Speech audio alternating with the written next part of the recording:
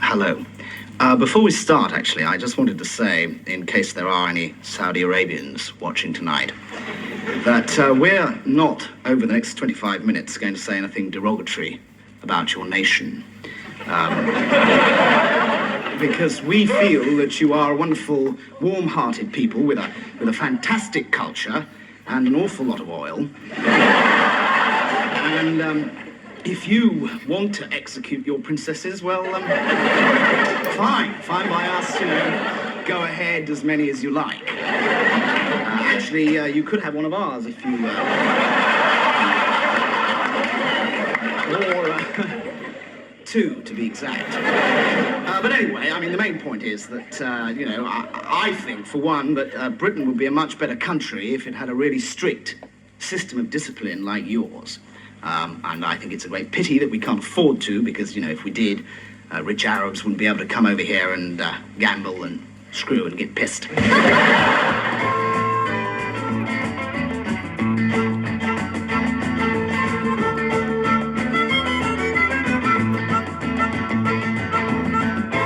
right, Pogsy, been up to your old tricks again, have you? Well, you know the form, you can make one phone call, so hurry up and make it.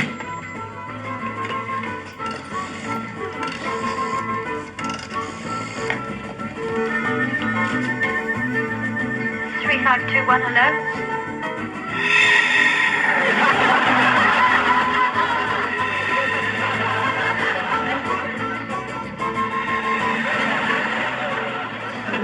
Carrington, in apologizing again to Saudi Arabia for the ITV program Death of a Princess, says he offers the Saudis the hand of friendship, which previously belonged to the producer of the documentary.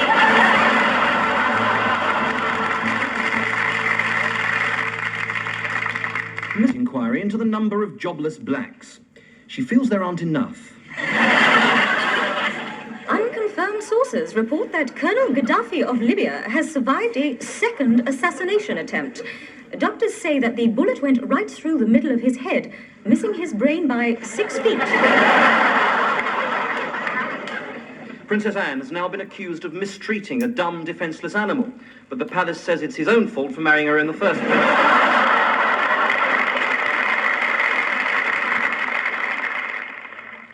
Few years, there have been some extraordinary breakthroughs in communication between men and animals. Some outstanding cases being those with dolphins and with owls. But in the forefront of this field is Professor Timothy Fielding and his experiments with a gorilla called Gerald. Professor, can Gerald really speak as we would understand it? Oh, yes. I mean, he can speak a few actual words. Of course, it was extremely difficult to get him even to this stage. When I first captured Gerald in the Congo, I'm 67, I think it was. 68.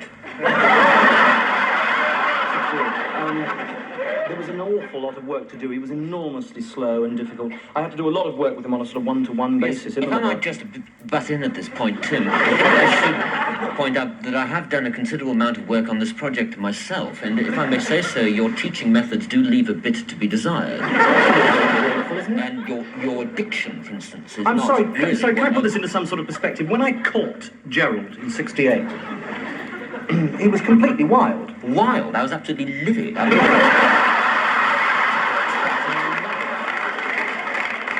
Clearly, all that's changed now. Yes. Because, of course, you've been brought up in the professor's own house. Yes, he's living with me, yes. Though not in the biblical sense. Yes, I was going to ask you, actually, Gerald, do you have a mate? Yeah, I've got lots of mates. There's the professor, there's his son Toby, there's Raymond next door. Well, no, actually... I see what you mean. Crumpet. Well... You didn't tell me you were friendly with Raymond? Well, do I have to tell you everything? Well, anyway, for about 9 years we began to work... You know how you tell jokes about the Irish not being very clever? Yes. Well, back home we tell the same jokes about orangutans, who are famous for being all that bright. I've heard Really? And, for instance, have you heard the one about the orangutan who ate a pomegranate with a banana? No. Well, it loses a lot in translation. Very, very funny. Have you been seeing him very often? I see. Well, Professor, to come back to my earlier question, how has Gerald reacted to being separated from his family? Well, to begin with, Gerald did make various attempts to contact his old flange of gorillas. It's a whoop, Professor, a whoop of gorillas. It's a flange of baboons. He sent them the occasional letter, but I couldn't really see the point. I mean, they either ate them or wiped their bottoms on them. I mean... Look, I know you've never got on with my mother. Well, she didn't exactly like me, did she? She got on perfectly well with David Atkinson. David Attenborough!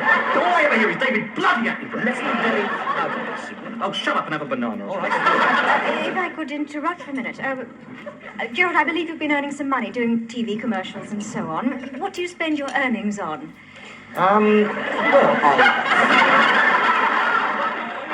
I suppose you'd expect me to say that I spend most of my money on peanuts, bananas, and carpet cleaner. No, not at all. Yeah, well, I do spend about 95% of it on that. But the rest goes on little luxuries. I'm very keen on Johnny Mathis. Well, you're not kidding, are you? When a child is born blaring out till all hours while I'm downstairs trying to do some work. Look, the production on that album is It's amazing. my serious scientific project and you behave like an absolute child. I went to evening classes. Oh, shut up about your bloody evening classes, Joe. As Aristotle once said, Oh. Izoi ine enanguri, igineka ine tipavilato. You arrogant little bastard, you're really... I mean, do you think it's easy? Do you think it's easy for me? Easy for you. I spent half my life in quarantine. Trampling around the garden, eating the daffodils? I do not eat daffodils. Well, somebody does, don't they? Well, perhaps we could leave it there. Gerald, Professor, thank you very much indeed. All-out superpower confrontation. All-out superpower confrontation. In my animal, when I'm going to drop it from, I drop it on you. Well, leaders, I'll add it up to here with your verbal diarrhea. Your power, crazy leaders. All-out superpower confrontation. All-out superpower confrontation. Wouldn't give a toss, give a bit of chaos, we would all wouldn't feel remorse if a little holocaust got you. Wouldn't it be nice if a nuclear device had landed on you all? Never seen those funeral processions. Jimmy Carter must have known. That's why he's played at home. If I had a bomb and a plane to drop it from, I'd drop it on you.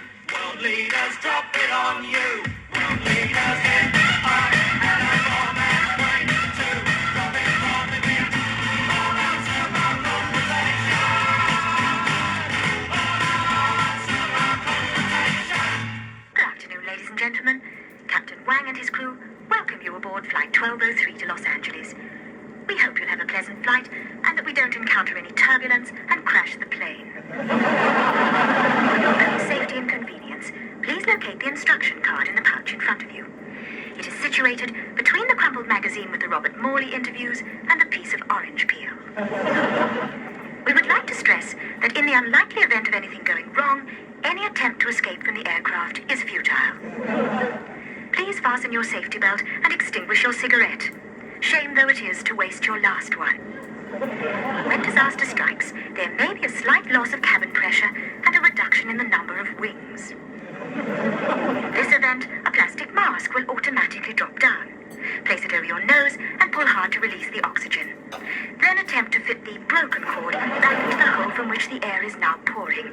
Please note that your life jacket is under your seat. It is impossible to get it out, particularly with your seatbelt on, so we have one already prepared here. Place it over your head, then tie the straps around you. To inflate, pull the green tag, press the yellow button, unzip the toggle pocket, unscrew the air valve anti-clockwise, and yell, "Inflate, you stupid bugger." Next, remove from your person any sharp objects, such as fragments of red-hot engine casing, and make your way to the escape routes. These are located over the wings, so you people there, and there have absolutely no chance, and we apologize for having wasted your time. Well, enough of this maudlin talk. This has been your chief stewardess speaking, and demonstrating the regulations was Lola, who's a right little strumpet and willing to oblige you in any way at all. Captain Wang and his crew wish you a very short and pleasant flight.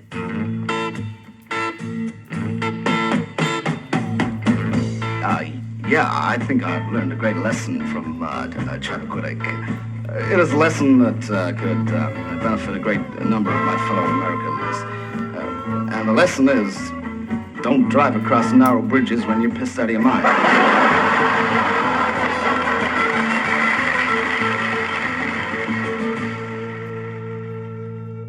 Well, hello, and tonight I'm talking to Billy Connolly, a well-known Scottish comedian.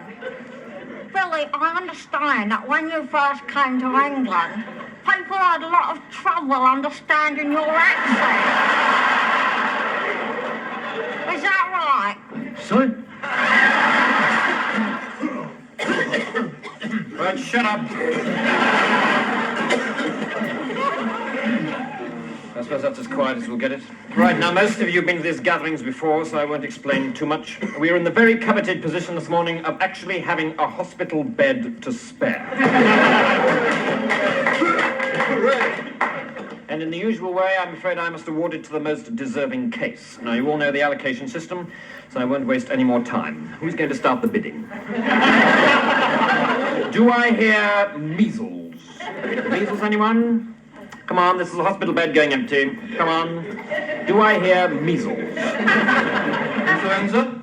No, I'm sorry, come on, that's just a long lie in. I must start the bidding at measles. Measles. Measles, thank you, madam. Measles from the lady with the spots. Okay, right, measles, and you've answered measles. Measles. Pneumonia, thank you, sir, pneumonia. Head pneumonia, then. Head pneumonia. Double pneumonia. Any advance on double pneumonia? Sorry? Amnesia? Laryngitis. No, I'm sorry, sir, we're already at double pneumonia. Any advance on double pneumonia? Do I hear double pneumonia and a duodenal ulcer? Thank you, sir. Does it hurt? Yes, and it's painful. Double pneumonia and a duodenal ulcer, that is painful. Any advance on that? Malaria. Thank you, sir. Malaria.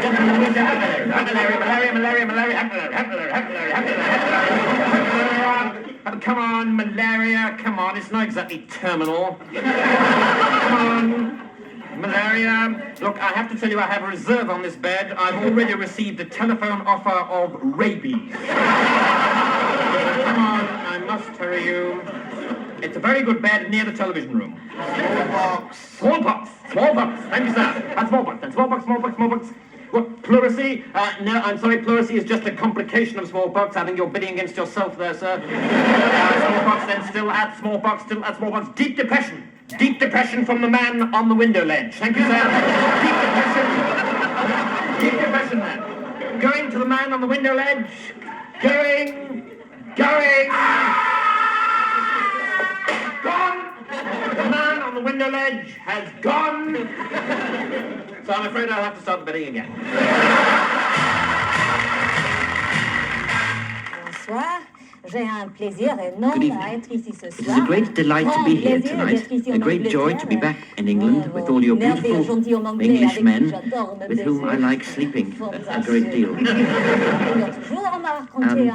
I was told an alarming but very funny joke the other day. What is green, red, and travels at 60 miles per hour? A frog in a Kenwood mixer. Ha, ha, ha, ha. But enough of that.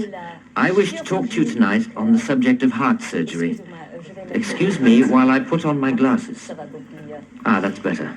At least 4 hours before the operation, the patient must be fully knocked out. When on the table, we start by taking a scalpel sort of thing, something like that, and cutting in slices from the, neck really, down to the, technical term for navel, prenatal knot. Then insert a, literal translation, a sacrificial dagger. Must be a better word than that. Anyway, take the sacrificial dagger, shove it in, and then try to knot up the macaroni-shaped thing, sort of fan belt affair. Well, there's something in there loose anyway, so try and knot it. Then scoop out the bouillon. something to do with raw meat. Turkish delight, KY jelly, that kind of thing. In order to stop it forming, happens to cream. Very stupid people. Clots, that's right. Then take a kind of tissue thing, sanitary towel over the, I just told you, lardy, squidgy sort of jelly sort of stuff, and then we'll grab this thing and slice, sever, tear out, emasculate the same word as the inside of a haggis. Yes. Then that done, put back in, well, whatever it was you took out, sew it up, and hey presto, the job is done. Sometimes you find that the patient is already dead. But as you say in English, That's life. c'est la vie.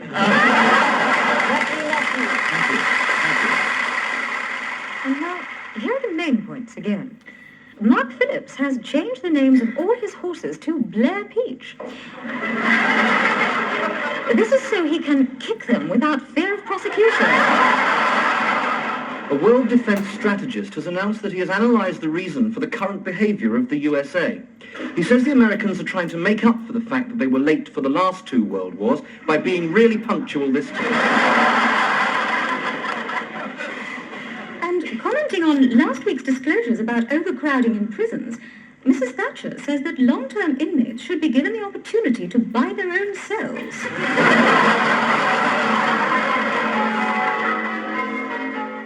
Hi. You know, feeding 5,000 hungry mouths wasn't easy for a working messiah, especially if he had as much housework to do as I do. And how much easier it would have been if new instant pot meals had been available then. Just add boiling water to one of these delicious fish and loaf-flavoured instant snacks and have a tasty meal in seconds. With enough left over to fill 12 baskets. New instant pot meals. It's a bloody miracle. Well, that was an excerpt from the controversial and some would say scurrilous new British picture, The General Synod's Life of Christ. The film deals with the rise to fame and greatness of a humble carpenter's son named Jesus Christ. But many people have seen in the film a thinly disguised and blasphemous attack on the life of Monty Python. Python worshippers claim the film sets out to ridicule by parody the actual members of Monty Python, men who even today are worshipped and revered throughout the Western world. Now, Alexander Walker, what did you think of the picture? Well, I was appalled. I mean, I actually find it deeply offensive that in a country that is still ostensibly a Python-worshipping country, that a 14-year-old child can actually get in to see this film. I mean, there is little enough proper Python around these days without parading this distorted garbage about. Bishop, you directed the film. Did you expect this kind of reaction? Well, I certainly didn't expect the Spanish Inquisition.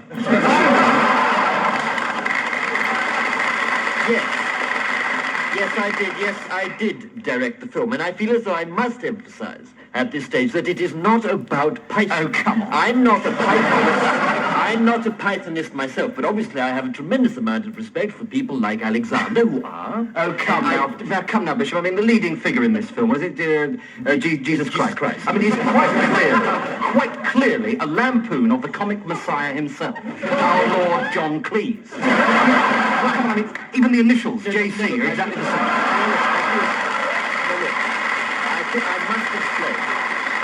I must explain to you, the Christ figure is not clean. Oh, come on. No, he's just an ordinary man who happens to have been born in Weston-super-Mare at the same time as Mr. Cleese. Jonathan, you know as well as I he do. He is mistaken for the comic messiah himself by vast crowds of people who follow him about, doing silly walks, shouting, no, not the comfy chair, and other slogans from the good book. No, I'm sorry, Jonathan, whatever you say, this film is a highly distasteful one.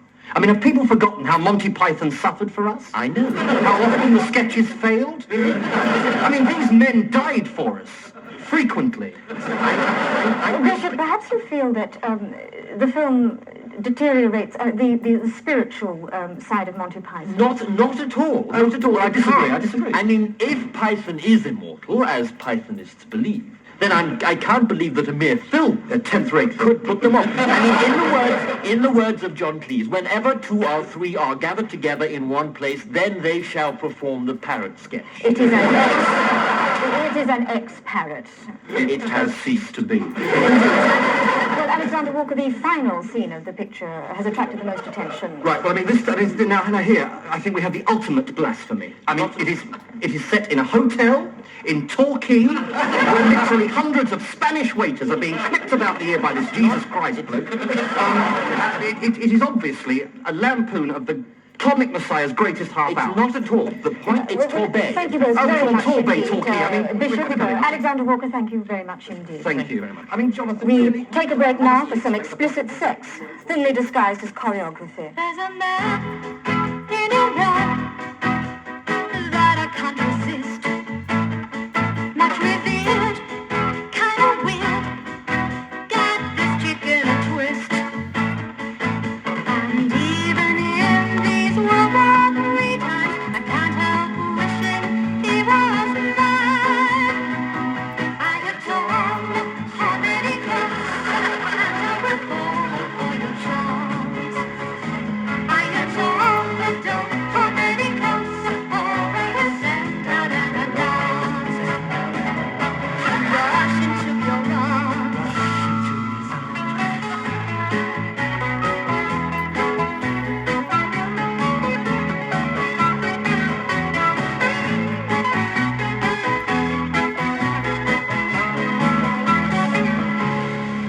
Well, I used to love Sadat, but I've had that scene. I've been hit,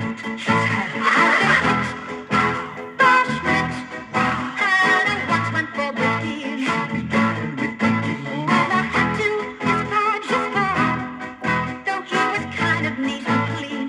Unlike Barry Sheen. So I turned to the strangest landing guy. Oh, is that the glint of love in his eye? Yes, I adore how many clothes, and I would lose my cool. I adore how many clothes, or I get a hold of you. Though you are a stubborn and pursued, I want you to be my man. I may be a minute late, but my heart's a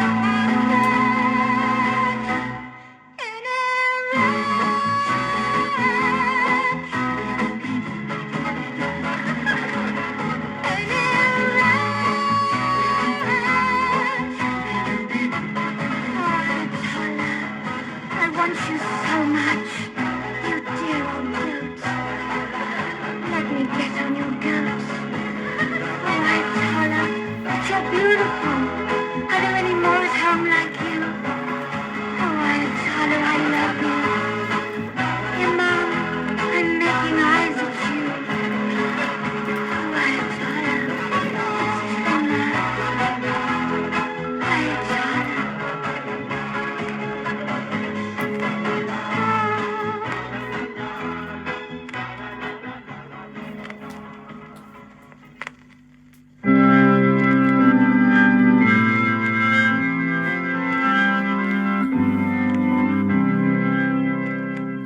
Abu Ben Adhem. May his tribe increase. Awoke one night from a deep dream of peace. And saw, within the moonlight in his room,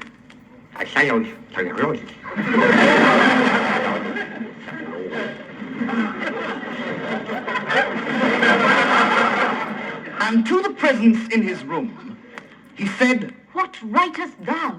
The vision raised its head. and with a look made of all sweet accord, answered,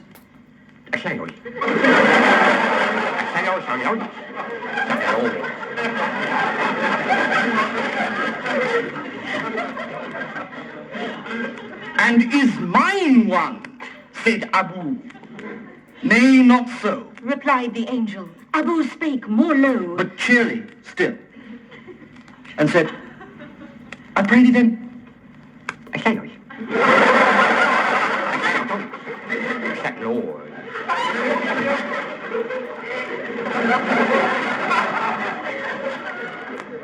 The angel heard and vanished. The next night, It came again with a great awakening light. and showed the names whom God of love had blessed, and lo, I say,